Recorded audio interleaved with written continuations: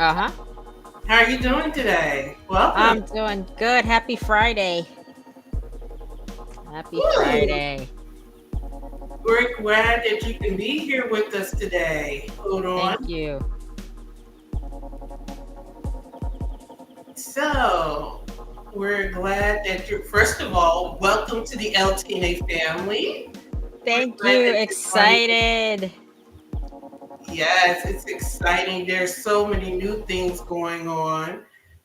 First of all, Miss Monica is joining the LT&A family, providing proposal compliance review services Mhm. to our clients, which is something everybody has been asking for, and I have been saying no to. And and I guess the Lord just finally said, "Do it." So it's done. Okay, we're offering proposal Yeah. compliance review service. We're here.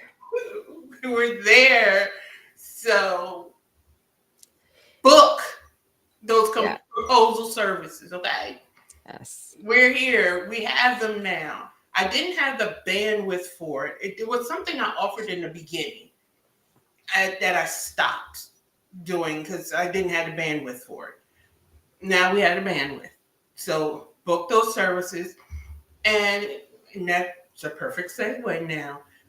People often want to talk about winning these RFPs. Uh-huh. But they don't want to talk about the proper proposal development. Now, I talked about proposal compliance, and we're going to come back to that in segment two. Okay. But we're talking about proposal development. Right. And that's key, that's important for Mhm. anybody doing government contracting, for anybody doing anything. Yeah. So let's talk about that a little bit. Proposal development. Come on, let's talk about it. Yeah, I think again because nobody has anyone often leading them, guiding them. A team just says, "Hey, we got this RFP," or "Hey, we got this contract. It's this amount of money," and they're looking at the dollar amount. That's the goal. Like, okay, it's $1 million or 50 grand or whatever. And sometimes teams don't stop and look at the process. They just want the money and think, okay, get the money. And they don't stop to really go to do qualitative and not just quantitative, also. So, and really knowing also who should be working on your proposal, because sometimes not everyone is equipped to work on the proposal from the beginning, middle, and submission. So that's something that's so important to me. Who is the team that's also working with you?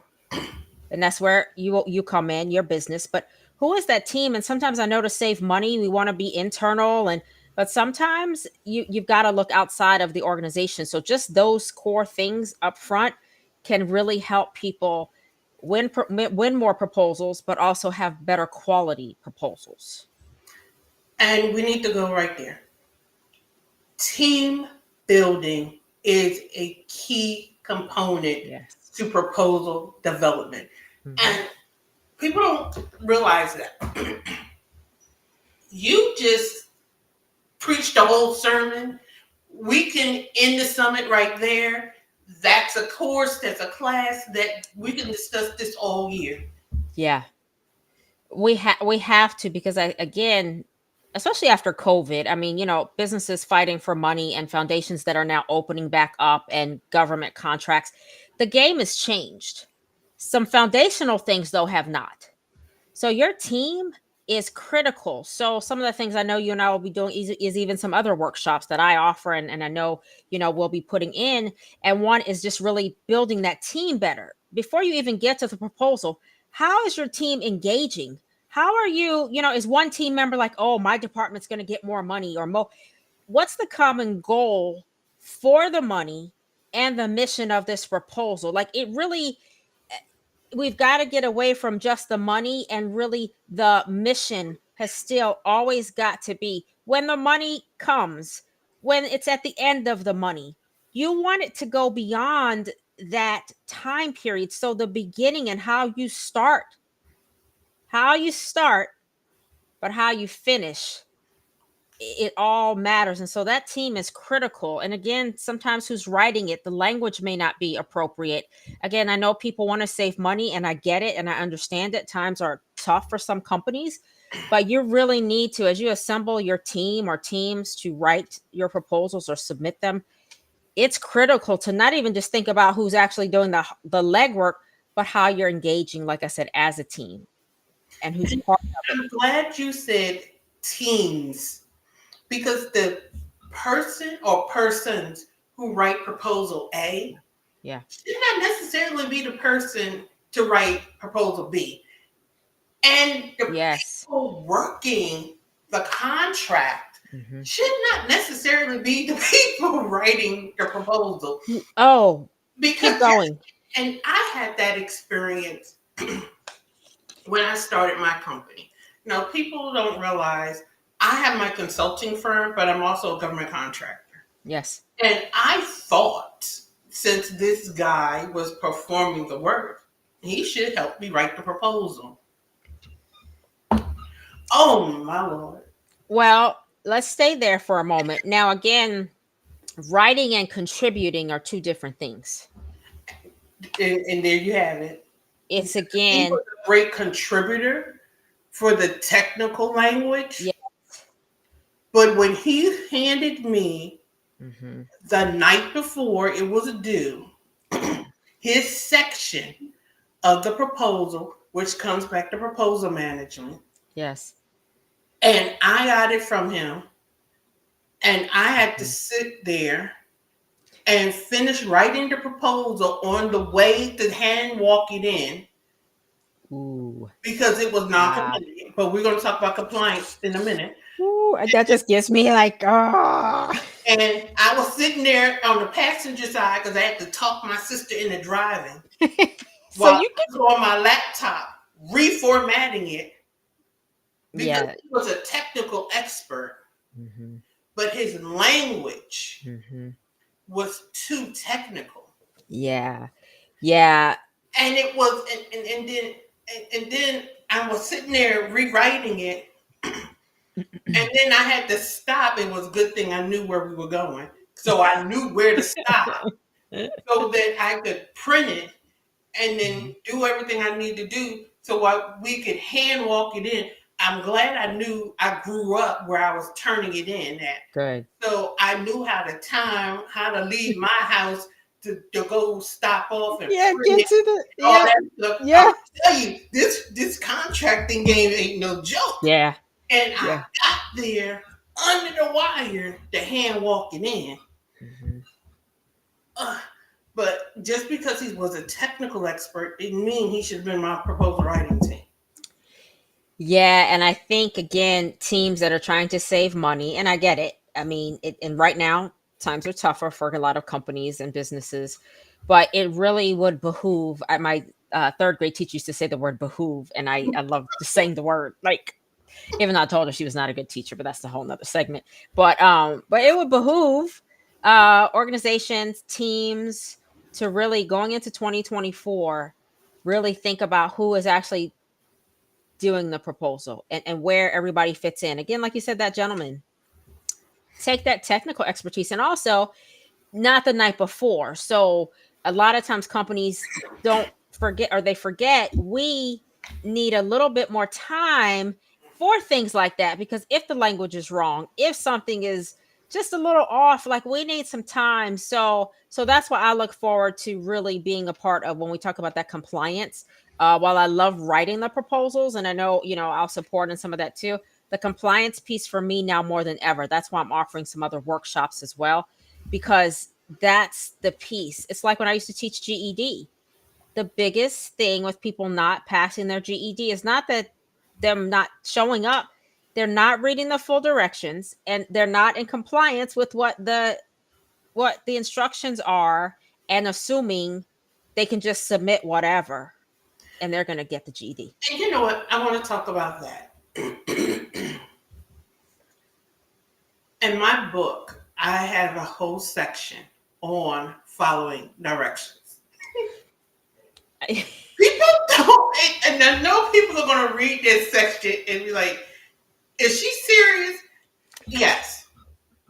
Yeah. Following the directions is so critical. And I'm not being Mhm. funny. And I Yeah, no. And read it's that section trying to be facetious or anything else. But the section is in there because the proposal is not a technical writing exercise. No, the government really told you what they wanted and how they Mhm. wanted it. Yeah, and honestly, I think, and then I'm going to take this away even from proposals right now. When we talk about relationships, when we talk about anything, putting something together, it's usually faulty because we haven't read the manual or talked about the directions that were set forth when it began. And so it really is even, and I don't care if you're a billionaire, I don't care who you are. Again, people are so have such tunnel vision with just get the money, get the money, get the money, get it done, get it done. You're not thinking about the team, which is critical. You're not thinking about did we follow every direction. So you need sometimes a neutral set of eyes who Yes. aren't part of the team to really look at this more subjectively and objectively, where we can come back and say, hey, this whole section, if I'm a funder or, the one who's deciding on who's awarding this contract, yeah, you may not have a chance at winning because you totally missed this reading and really explaining the section back to them the way they've asked you to. So directions is critical. It's critical. Yes. So we've touched on a lot.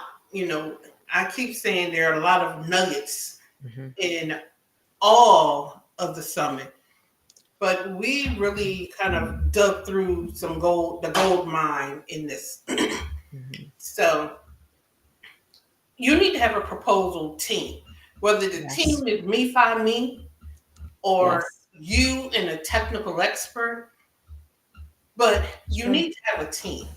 You really do. You need to lay out a proposal plan. Don't Your plan should not Yes. be writing it the night before. You need to have a Mhm. plan, especially if Mhm. you intend to go after the larger dollar efforts. Absolutely. I Absolutely. hate to, I don't hate to do nothing. In 2024, we standing on the truth We are. because the truth shall set everybody free. Mhm. It says it makes you free. So I'm Mhm. setting everybody free. Yeah. Everybody wants $1 million contract, but nobody want to do $1 million Dollar work. work. $1 million work is Right. them RFPs for them $1 million contracts are multiple pages long, They are. They are. and you can't just skip the wherefores and the whereases because the wherefore and the whereases is where people go wrong. That's right. You really have to read through, and that's a process to read an RFP. It really, I mean, it You really is. It's a plan around that even too. Like you can't read an RFP in one day and then okay, tomorrow we're rolling it out. I have a whole training class on deconstructing the RFP. Yeah, I love that. I love that. I have a whole class on it, and people people are like, an RFP is simple to read. An RFP is a legal document. Yeah. An RFP, it actually is part of the final contract. If Right. you read it, it tells you. I'm just saying. Yes. It actually tells you this document is included in the contract by reference. Yes. Hello, Yeah. that's legal doctrine. That's right. That's right. That's right. So there's a decoding of the RFP. Now, wait a minute. I want to take a pause. Pause. Now, everybody collectively breathe. Inhale, exhale all the anxiety I just felt. Somebody just got anxious. I want you to exhale that because that is something else that just entered your spirit. I want you to exhale that because Yeah. that's why you're listening to this broadcast. Yeah. But let's stay there for a minute. Let's say it wasn't in there, and if they read, it is. But let's say it wasn't even a big contract. Let's say it was a $20,000 contract. Let's say small, 10, 20. Same process, Mm-hmm. same team approach. Mm-hmm. Directions still need to be read. Mm-hmm. Not the night before, unless a major emergency happens. Like I've written proposals when I did a lot for the Boys and Girls Club years ago in another state. Things happen with technology. Things disappear. True. 24. I think I had to rewrite something in 72 or 48 hours, a whole proposal. So Yeah, things happen. it happens, Right but over to the it's last minute. these are those foundational things that I think we've gotten away from Yes. because so much has shifted. But these things, these are the non-negotiables for quality, not just quantity. And Yes. the other thing, and you brought up something that's so good. When team members leave, sometimes team members who've been on part of proposals leave the team. You need a system in place where the templates are built or things that are in place, a continuity system and process. So when people leave, let's say you reapply for it again. So as we talk about compliance, I want to touch on that piece, but keep going with where you're going because it's so true. And you tap danced on templates. Woo. I I'm gonna just go ahead and say it. Yeah. Don't buy a template. Yeah. I teach my clients to have a standard response. And that's You part don't of have that compliance. you Yes. have a standard response.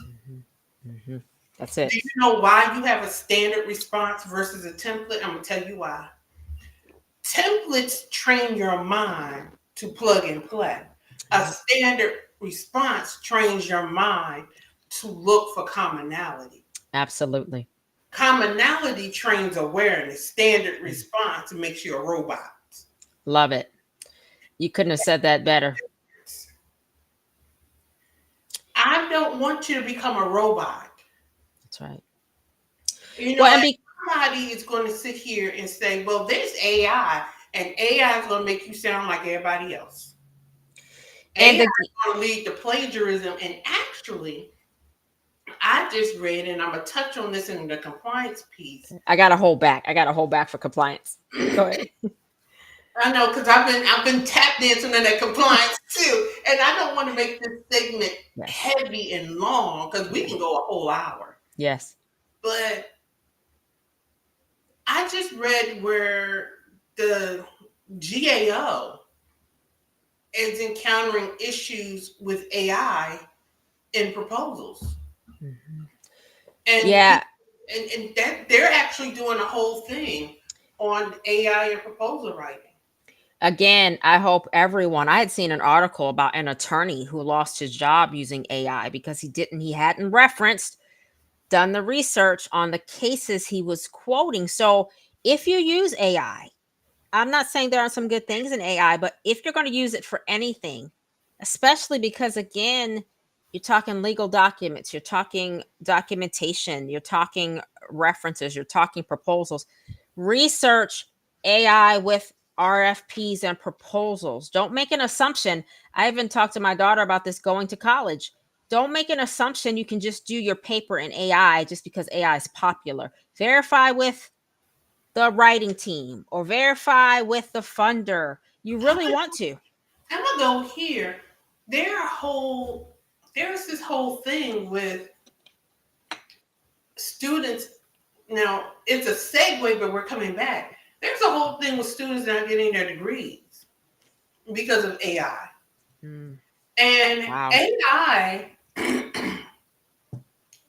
people have gotten, I'm just saying, people have gotten lazy.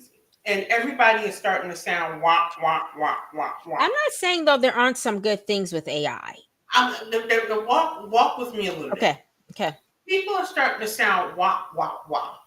Mhm. When you use AI as a tool, Yeah, it's valuable. that's good. When you use AI as your voice, You're a Mm. clone. Well, and that's very good because It's that's the different. AI was meant to be a tool, that's good. not your voice. That's good. And just imagine how many voices it's taking. Singers are concerned and that their voices are being used without, of course, permission. And That's good. in the government space, I never thought about it because to me, I want to be my authentic self.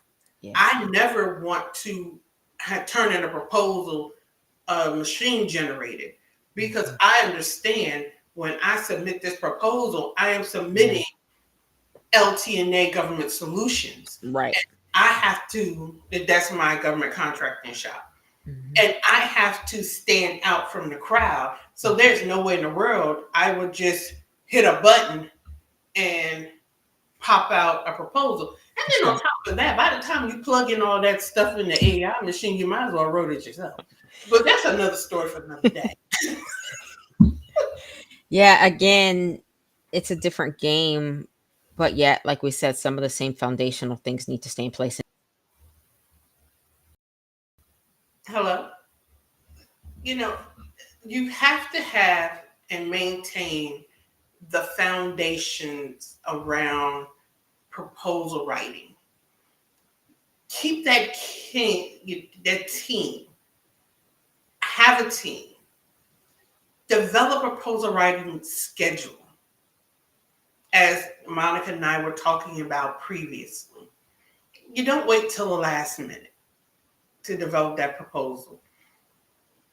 You want to ensure that you, excuse me, you want to ensure that in all that you do in the proposal writing process, that you manage it properly as you go through read. There's a process to the proposal reading. And then last but not least, you want to ensure that you actually manage and have your standard responses written. Now, you're going to hear more from Monica as the summit goes on because we're going to come back and talk about proposal compliance, and then we're going to marry the two together and wrap it up. So, this has been Luciana Turner and the Contracting and Business Summit. And you just heard from our guest, Monica Morgan, as we talked about proposal compliance. So that was an amazing, amazing segment. Please stay tuned and tune in for the rest of the summit